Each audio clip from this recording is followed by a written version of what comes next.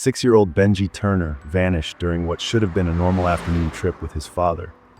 The Turners had driven out to the countryside to explore old buildings for a school photography project, an odd but harmless little adventure. The last place Benji was seen? A massive, long-abandoned psychiatric hospital called Stonebridge Asylum. It had been closed since 1991. No power, no guards, just broken windows and rusted IV stands scattered across dusty hallways. Benji's father, Michael Turner, remembered turning his back for just 10 seconds, enough time to snap a photo of a shattered doorway, when Benji's voice, once echoing behind him, went silent. 5:10 p.m., Michael called again, voice trembling now. His footsteps echoed off moldy tile as he retraced his steps. Nothing. No child's laugh, no little shoes tapping. Just the wind groaning through shattered vents and faint squeaks of hanging metal signs swaying in the hallway. Michael's flashlight flickered, once, twice, then came back. He pushed open a rusted door labeled Pediatrics Ward, hoping Benji had wandered into the colorful remnants of the children's wing. What he found instead chilled him. A child-sized handprint on the dust-covered wall, still wet, and next to it, etched into the peeling green paint with something sharp, "No one leaves alone." Michael stumbled back.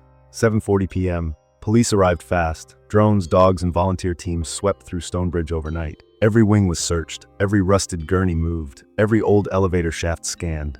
No sign of Benji, not even footprints. The dogs whined and refused to enter the East Wing entirely, especially room 412, where records showed lobotomies were once performed on unmanageable children. Detectives treated it like a kidnapping, but there was no broken window, no forced exit, no scream. Michael's phone had one strange thing, a blurry photo in his camera roll he didn't remember taking. It showed the pediatrics hallway, and at the far end, barely visible, a child-sized figure standing in the shadows, head tilted. 3 weeks later, the case went cold. But Michael wasn't done. He stopped going to work, started staying up late, watching old security tapes from nearby traffic cams, anything to find a clue. But every lead died out. Until one night, around 2:37 a.m., his baby monitor, left on from when Benji was still home, crackled. Michael hadn't turned it on in weeks, but that night it buzzed, hissed, and then played a faint childlike whisper, "Daddy, come find me." The monitor had no batteries. Date, October 14th, time 11:09 p.m. Michael knew he sounded insane. He didn't care anymore. He returned to Stonebridge, this time bringing only a lantern, thermal camera, and voice recorder. He wanted proof, or closure. The halls were colder than before, unnaturally cold, breath visible in the air, even though it was mild outside. In the pediatrics wing, room 409, Michael placed the voice recorder and whispered, "Benji, if you're here, talk to me." He stepped back. The silence lasted 20 seconds. Then, a giggle. Soft, familiar, Benji's, followed by a click, like tiny footsteps on tile. Then the recorder stopped. Michael turned on the thermal cam. Everything was black and blue, cold, except for one hot spot near the hallway corner, around 3 feet tall, not moving. He slowly moved toward it, whispering Benji's name. As he got closer, the screen flickered. The figure turned, not fully visible, but it looked wrong. Its limbs were too long, arms dangling low like broken branches. The face, even in thermal, seemed hollow. Michael blinked, lowered the camera. No one was there. Then from behind, a soft voice. "Why did you leave me?" He spun around. Nothing. But the hall light above him turned red for a single second, then went out. Next morning, Michael returned with a contractor friend and city map. What he discovered was never in public blueprints. A basement level, sealed off in the 70s after a fire. He found an old, rusted service door behind the morgue. Forced it open. Inside, blackened toys, rusted beds, and along the far wall, rows of names scratched into stone. Most were faded. But one name was fresh, Benji Turner, scratched from the inside of the concrete. And under it, written in red chalk, "They live here now." Michael stole files from the admin room. In a folder labeled Restricted, Case 2034, he found records of a boy named Lucas Green, age 6, who went missing in 1974 in the same hospital. Lucas had drawn disturbing pictures of other children with hollow eyes, of nurses with no mouths, and a room filled with dolls that could blink.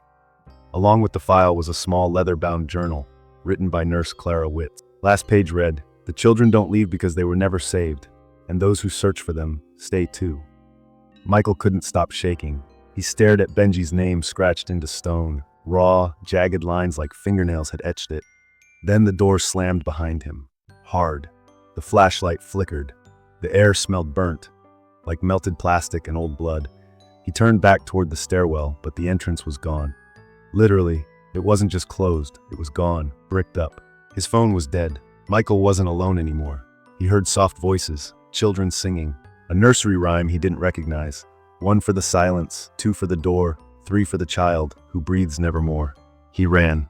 The corridor ended in a wide, low-ceilinged room filled with mirrors, cracked and dusty, some tilted at wrong angles. Michael's reflection seemed delayed. It didn't move with him. He stepped closer to one mirror, saw himself. Then he blinked. His reflection didn't. Instead, the other Michael slowly raised its hand, smiling wide, and pointed behind him. Michael turned fast. Nothing. When he looked back, his reflection was Benji, face pale and hollow, eyes all white, mouth barely moving. "They told me you're next." Michael ran until he hit the next door, painted yellow, peeling, labeled playroom. Inside were broken rocking horses, scattered puzzle pieces, and a dozen dolls facing the walls. He stepped forward carefully. Every doll turned their head at once. One of them, porcelain face cracked, missing an eye, slowly smiled. Behind him, a girl's voice whispered, "They used to play with us too." He spun around and saw a child-shaped shadow walk through the far wall. Then silence. Michael collapsed to the floor, whispering his son's name like a prayer. He started to cry, not out of fear but grief. He remembered Benji's last birthday, the dinosaur cake, the way he insisted on sleeping with a flashlight, the tiny note Benji left on Michael's nightstand once, "You're my hero." He held onto that image. Suddenly, he felt warmth, a light glow from the other room. Benji's voice echoed softly, "Daddy, you have to remember me, or I go away." Michael rose. The voice was faint, but real. At the end of the hall was a door, clean, not rusted, wood-polished, white. On it, a plaque, Room 0. It didn't exist on any hospital blueprint. He turned the knob and entered. Inside was a child's bedroom, cozy, clean, toys on shelves, nightlight glowing, and on the bed, Benji. His back was turned, face buried in the pillow. "Benji," Michael whispered. The boy sat up slowly, but when he turned, it wasn't Benji. It looked like him, but the skin was too gray, the eyes too empty. "I waited, now you stay too." The room began to collapse, walls melting like wax. Michael screamed and ran. He stumbled back into the admin wing. A final door appeared, one he hadn't seen before. Behind it, a projector room. Old reels labeled Patient Archive. He played the reel labeled Children's Wing, 1972. The footage was warped, grainy. Nurses walked children into a padded room. Most of them didn't struggle. They were drugged. One child looked at the camera and mouthed something. "Help us." The next reel was darker. Children sitting in a circle, singing. Behind them, a dark figure with no face stood in the corner. The nurses didn't react. The children didn't blink. Michael ripped the film off the projector and backed away. The tape kept spinning anyway. He doesn't remember how he escaped. One moment, he was screaming in the admin wing. The next, he woke up in his car outside the hospital gate. It was daylight. His lantern, recorder, and thermal camera were gone. But on the passenger seat was a note written in Benji's handwriting. "Thank you for coming. I almost forgot who I was." Under the note, Benji's toy dinosaur, the one Michael buried with him when he accepted his son, was gone. Michael never returned to Stonebridge, but he hears Benji sometimes, in dreams, on the baby monitor, through static in radios, and once, in a public restroom, someone humming the nursery rhyme. 1 for the silence, 2 for the door. No one was there.